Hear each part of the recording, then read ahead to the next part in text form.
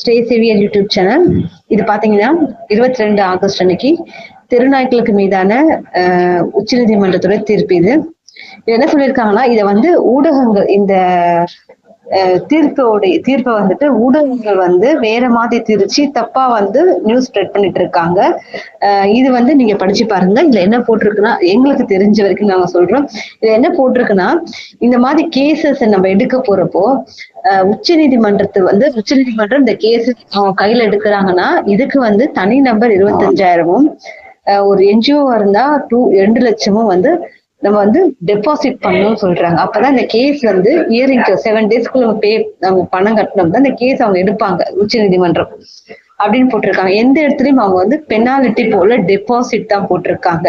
அதே மாதிரி இந்த நாய்களை பிடிக்க வரப்போ அவங்கள வந்து நம்ம வந்து பணி செய்ய விடாம தடுத்தோம்னா அதுக்கு வந்து சட்டப்படி நடவடிக்கை எடுக்கப்படும் சொல்லியிருக்கு.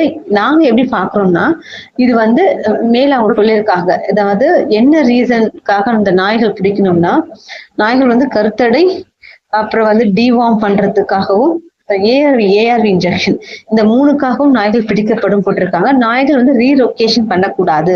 நாய்களை எங்க எடுக்கிறீங்களோ நீங்க அதே இடத்துல தான் விடணும். நாய்களை வந்து பிடிச்சி இடமாற்றம் பண்ணக்கூடாதுன்னு சொல்லியிருக்காங்க. இது நாங்க பாக்குற பார்வை இப்படிதான் பாக்குறோம். அதாவது அவங்க என்ன சொல்றாங்கன்னா, பணிக்கு இடையூறு செய்யக்கூடாதுன்னா இந்த பணிகள் தான் அவங்க செய்ய போறாங்கன்னு நினைக்கிறேன். அதாவது இந்த ARV, ABC, animal birth control, deworm, இந்த 3 ஒரு டாக்கு கொடுத்து ரிலீஸ் பண்ணணும்னு சொல்றாங்க. அதுக்கு வந்து இடையூறா இருக்கிறவங்க மேல ஆக்ஷன் எடுக்கப்படும் சொல்லியிருக்காங்க. அது வந்து எந்த அளவுக்குன்னு எங்களுக்கு தெரியல.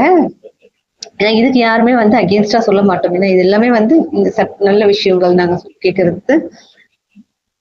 இதுக்கு ஊடகங்கள் வந்துட்டு தப்பான ஒரு நியூஸை ஸ்ப்ரெட் பண்றாங்க. ஜட்மெண்ட்ல வந்து எந்த இடத்துலயுமே வந்து பெனால்டி போடல, டிபாசிட் தான் போட்டிருக்காங்க. அதனால ஊடக தர்மம், அதாவது பத்திரிகை தர்மம் ஒண்ணு இருக்கு. அந்த தர்மத்தை தயவு செய்து மீறாதீங்க. ஏன்னா வந்து நீங்க கொடுக்கக்கூடிய அந்த செய்தி வந்து உண்மையா இருக்கணும், நடுநிலையா இருக்கணும். நன்றி.